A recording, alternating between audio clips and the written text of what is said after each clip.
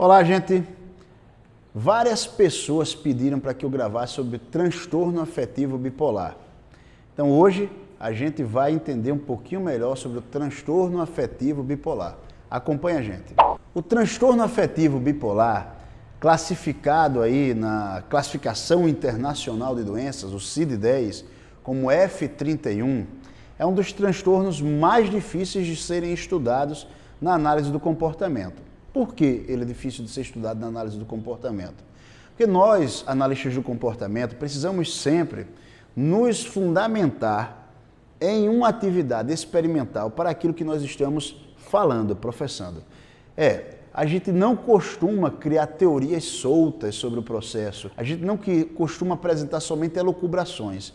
A gente sempre se baseia ou se fundamenta, se referenda em alguma experimentação que foi realizada para a gente observar melhor a atividade. E acontece que o transtorno afetivo bipolar, ele é um transtorno que a gente pode afirmar assim, exclusivamente humano. Por que exclusivamente humano? Porque a gente não conseguiu verificar em nenhuma outra espécie um transtorno como o sujeito fica primeiro agitado e depois fica depressivo. Não é? Então isso acontece em seres humanos, mas não acontece em animais. A gente visualiza que animais podem apresentar quadros depressivos, a gente visualiza que animais podem apresentar quadros eufóricos, mas a gente não visualiza animais apresentando quadros de euforia e em seguida quadros de depressão. Essa é uma característica muito típica do ser humano. E aí a gente tem, evidentemente, experimentos que mostram como desenvolvemos manias, euforia, uma motivação excessiva no animal, mas a gente não tem como fazer ainda um experimento, pelo menos a gente ainda não realizou isso, um experimento que, em resultado dessa euforia, em resultado dessa fase maníaca, em seguida o animal ou o organismo que nós estamos estudando apresente um quadro depressivo. Então, a característica fundamental do transtorno afetivo bipolar é geralmente isso, uma fase maníaca, uma fase de euforia extremada, seguida de uma fase depressiva. E por isso o transtorno é chamado de transtorno bipolar, transtorno afetivo bipolar, classificado no CID-10 como F31. E aí tem as pequenas variantes, transtorno afetivo bipolar, com quadro psicótico, no depressivo psicótico, e aí a gente tem pequenas variações que aí vão estar lá discriminados no F31 do CID-10 e também no DSM-5, para quem tem uma necessidade de aprofundar melhor a maneira que é traçado o diagnóstico do problema. Mas para a gente que trabalha muito com análise funcional, eu preciso apenas que vocês entendam isso. Na análise do comportamento, a gente não tem como desenvolver um experimento específico para o transtorno afetivo bipolar. A gente faz experimentos que estudamos a fase maníaca, a fase eufórica, isolada, e o que gera essa fase maníaca e eufórica isolada, e temos também experimentos sobre desamparo aprendido que estudamos de maneira isolada o quadro depressivo. Eu, particularmente, fiz um trabalho com uma aluna chamada Anne Maia e nós construímos aqui uma produção sobre, não fizemos experimento, fizemos um levantamento bibliográfico, ela fez o TCC dela, o trabalho de conclusão de curso de maneira belíssima sobre o transtorno afetivo bipolar. E uma das leituras e hipótese não é uma teoria comprovada, uma das hipóteses que nós levantamos é que o transtorno afetivo bipolar, no caso humano, ele é fruto desse ensaio que eu quero apresentar para vocês agora. É como se o sujeito na fase eufórica, na fase maníaca, ele realizasse coisas que estão além do limite dele de controle, e uma vez que ele faz isso além do limite de controle, do que ele pode, na verdade, responder,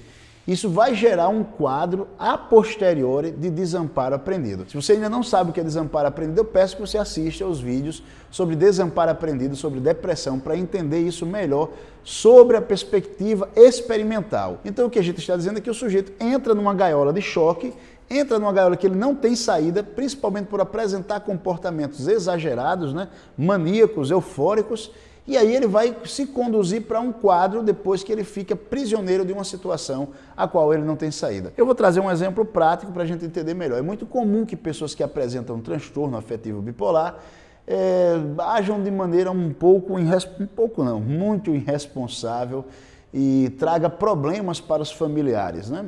E em uma fase essa pessoa compra exageradamente, estoura o limite de cartões dos pais, ou essa pessoa apresenta um quadro de comportamento sexual extremamente exagerado, numa fase maníaca, em que ela se apresenta quase como uma ninfomaníaca, um sujeito que vira o taradão, que quer ter contato sexual com todo mundo e de maneira desenfreada. Vamos pegar essa parte aí da fase maníaca ligada tanto à sexualidade como à compra. Então o sujeito vai nessa fase de euforia sem freio, sem limite, compra em excesso. E aí, o que vai acontecer? Se você compra estourando cartões, se você compra em excesso, pegando coisas das lojas e depois você não vai ter o recurso para pagar, vai vir aí um problema social depois, que você pode até ser preso, a depender da configuração que você fez. E evidentemente isso vai chocar a sua família. E aí, chocando a família, você agora está preso numa gaiola em que você está vendo que entrou numa situação que não tem saída. E por ficar nessa situação que não tem saída, aqui a gente tem o quadro de desamparo aprendido. É por isso que nós não conseguimos fazer uma estrutura dessa com animais. Porque não dá para a gente trabalhar uma espécie de consciência no animal, de planejamento prévio. Olha, em função de você ter feito isso, você vai ficar prisioneiro dessa situação. Mas a gente verifica um comportamento em cães. Quem cria cães já deve ter percebido que quando a gente deixa o cão sozinho, pelo tédio de ficar sozinho, o cão muitas vezes bagunça a casa toda, sai mordendo tudo, roendo tudo. E aí ele sabe que os donos irão chegar. E quando a gente chega em casa, observa a cara do cãozinho que roeu tudo, que bagunçou tudo, que jogou tudo fora lá. Ele está triste, está quietinho lá no lugar, como se soubesse que vai sofrer sanções. Como se soubesse que ele vai sofrer aversivos. Eu estou tentando fazer um paralelo, mostrando como é algo semelhante ao transtorno afetivo bipolar. Em todos os casos que eu acompanhei até hoje, eu tenho quase 20 anos de acompanhamento terapêutico de pessoas, de supervisão na clínica escola, eu não encontrei um só caso que não houvesse negligência familiar, que não houvesse algum tipo de relaxamento da família, nessa necessidade que temos de aplicarmos também certos aversivos quando as condutas extrapolam muito. É função dos pais, embora muitos analistas digam assim, aplicar aversivos só reforço. O que eu estou falando não é aplicar surras, estou falando de aversivos, privação de liberdade, um diálogo duro que é necessário, retirar alguns benefícios que o sujeito tem. Tudo isso pode funcionar como uma espécie de emprego de aversivos para o sujeito, né? Colocar ele, impor atividades que não são tão legais, ele ter que fazer aquilo como uma espécie de punição. Bom, eu estou apresentando esse quadro para vocês entenderem que a maior parte das pessoas que apresentam essa característica comportamental, de alguma maneira, os familiares, os responsáveis pela educação, foram negligentes, de tal maneira que davam um jeitinho ali. O que eu estou falando de jeitinho? É aquela coisa do sujeito fazer coisas erradas e a família passar vista grossa, fazer de conta que não está vendo. Ou quando vê, a pessoa faz, olha, perdoa, aquela carinha de choro, tá, tudo bem, você fez dessa vez, vai passar. Lá na frente a gente conversa.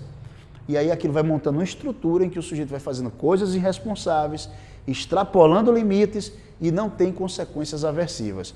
Isso se cristaliza de uma maneira que lá na frente essa pessoa começa a apresentar esses mesmos comportamentos na vida social dela. Apresenta esses mesmos comportamentos no universo de inter-relação dela, só que aí ela já não está mais no universo familiar. Ela está linkada agora com um universo muito maior que pode aplicar aversivos muito dolorosos e muito perigosos para ela. E aí, no contato com esses aversivos, o sujeito se vê sem saída e aqui a gente tem a instalação do quadro que nós chamamos de desamparo aprendido. Pode parecer uma coisa bem estranha, mas nós estamos apresentando isso aqui como algo hipotético. Essa hipótese que nós temos sobre o desamparo aprendido, uma hipótese, digamos assim, muito plausível de comprovação, porque a gente tem observado isso ao longo de muitos anos e temos percebido que há uma constância na característica do acompanhamento familiar. Eu sei que você que possa ter transtorno afetivo bipolar, que pode estar nos assistindo, pode dizer, não é isso, é um fator biológico. Eu sei que os pais ou familiares que estão nos assistindo, você, eu acho que é biológico, não é irresponsabilidade nossa. Eu não estou chamando vocês de irresponsáveis.